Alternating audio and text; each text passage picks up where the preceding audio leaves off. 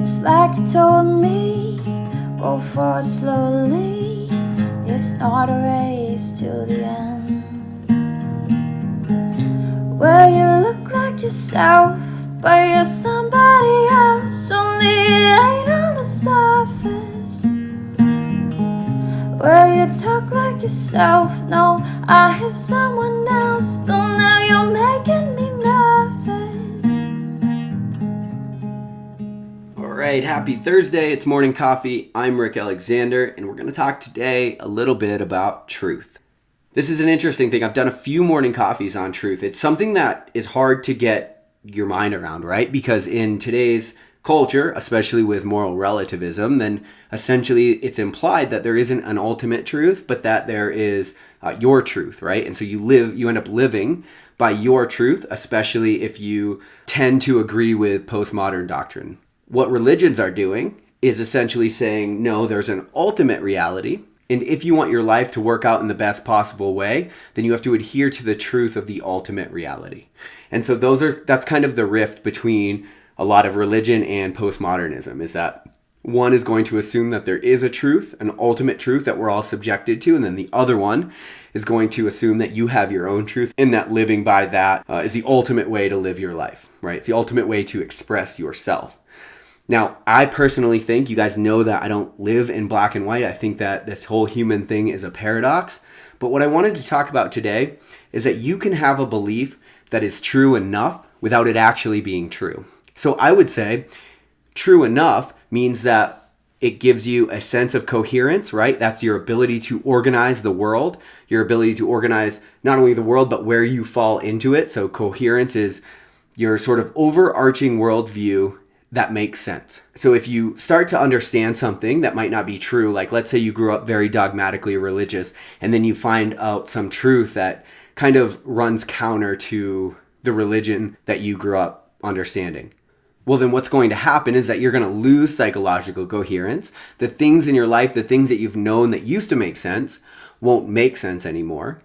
And now you are sort of on this path to find a new truth. Now, if we don't emerge, if we don't work hard enough in that path, it could be that we end up not having any idea or understanding of what's true for us. And then we end up kind of living in chaos, because without truth, there's nothing to hold on to, like we said. So there has to be some kind of truth.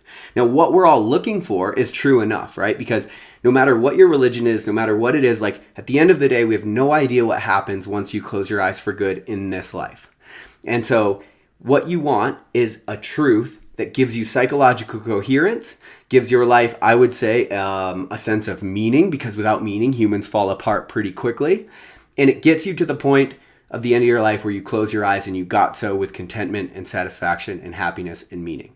Now, in order to do that, the thing that you believe has to be true enough. The reason that this matters is because sometimes we grow up believing a certain thing, like let's say religion, or let's say the opposite of religion, right? However your parents raised you, we grow up believing a certain thing. That thing might not make complete sense to us. And so what we do is, instead of facing it, right, facing the ultimate truth of our reality and trying to figure it out for ourselves, we bury it and we try to avoid it and we go around it for the rest of our lives. Now, the problem inherent with going around truth for the rest of your lives is that you're going to live in hell, because it's something like the opposite of truth is hell. Now, the reason I say that, and I don't say hell based on any sort of religious framework, but if you think about this, the more you live outside of what you know to be true, like the more you lie and twist the fabric of reality, the further you get from cohesion, from understanding, and from meaning. And that's because meaning in life is contingent on cohesion and understanding. And you can see this, right? Because if somebody is living their life a certain way, if they're like a perpetual liar, they start forgetting, they start losing track of what they've told to be true. And if let's say you enter into a relationship, and then in that relationship, you sort of omit certain truths in order to be the person that you think that your partner needs. In all of these cases, you're building a little breeding ground for chaos to live.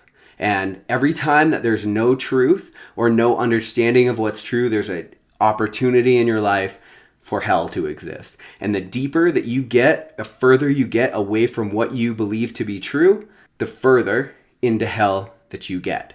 So what I want to tell you today is, if you don't have an idea of cohesion, if you don't have an idea of deeper truth in your life, well, probably the most noble thing that you could do is spend your life trying to figure those out so that you actually do get to live with a sense of meaning, so that what you become is at least true enough. And again, the reason I use true enough is because at the end of the day, we never know what happens beyond this life. Like you might know, but even your no, it's not subject to the burden of proof. And so for that reason, it's only true enough. And so this concept it's a little bit tricky because, again, you have this idea that truth can be relative to the times. And I think to a certain degree they are. Again, I don't buy into any one really dogmatic belief system. And instead, I try to remain open so that I can understand all that's happening. Because here's the other thing. If you find out something that you know to be true enough and you cling to it, and it closes your mind to something, then what you're doing in essence is you're limiting your options for life. And that's the problem with being closed-minded.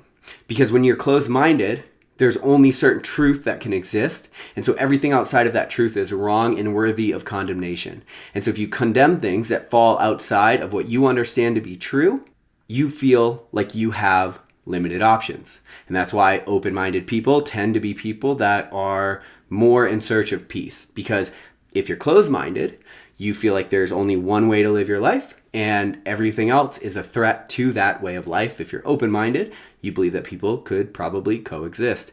And so to the degree that you're open or closed off to truth is to the degree that you're open or closed off to life experience. Because again, it could be that you have something that's true enough for you and it exists outside of your life experience.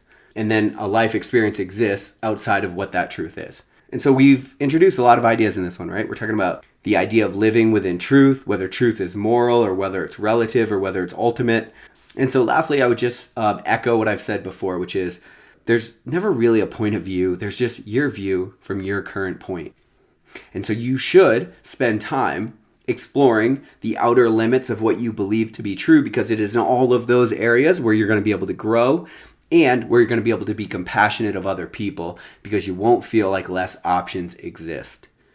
That's the beauty of being open-minded. That's the beauty of pursuing truth for the sake of truth and not to further your own agenda or confirm your own bias. If you're afraid of losing cohesion, there's a good chance that you're going to take everything that happens in your life and you're going to formulate it so that it makes sense for your current truth. You have to search for the truth, not your truth, and that's where the paradox exists. That's where this thing isn't so black and white. And after all this, if you still feel confused, don't worry, because truth is probably one of the most difficult concepts to get your mind around philosophically, again, because of the value set in which you approach truth in. But I wanted to give you guys an idea of what true enough means, because there's a lot of you that I think don't have a deeper sense of truth in your own life, and you avoid it thinking that you can just sort of suppress it and that you'll be happier that way. But the truth is, see what I did there? The more that you don't have a good understanding of your own truth with a mindset that allows you the open ability to explore the outer edges of that truth, you give chaos and you give dissonance a starting point and a breeding ground within your own psyche. And if that's left unfiltered for too long or unattended to for too long, then you end up without psychological cohesion. And because you don't have cohesion, your life doesn't have meaning. That's the beauty of pursuing truth, even if it forces you to peel back what you already believe. That's also my shtick on why you should probably be a little bit more open-minded and a little less quick to condemn the people around you.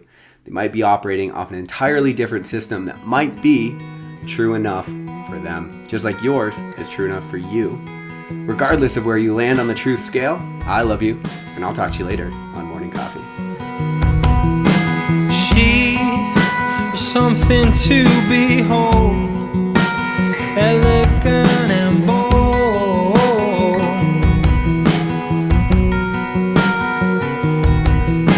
She is electricity running to my soul.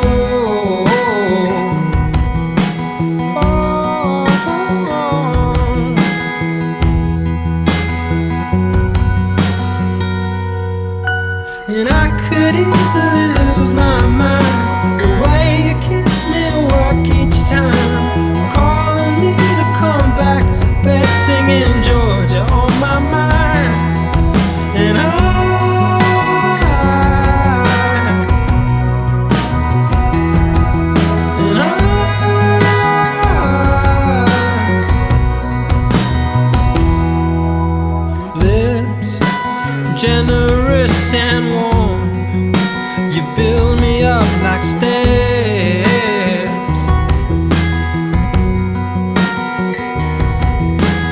Eyes innocent and wild, remind me what it's like. Oh,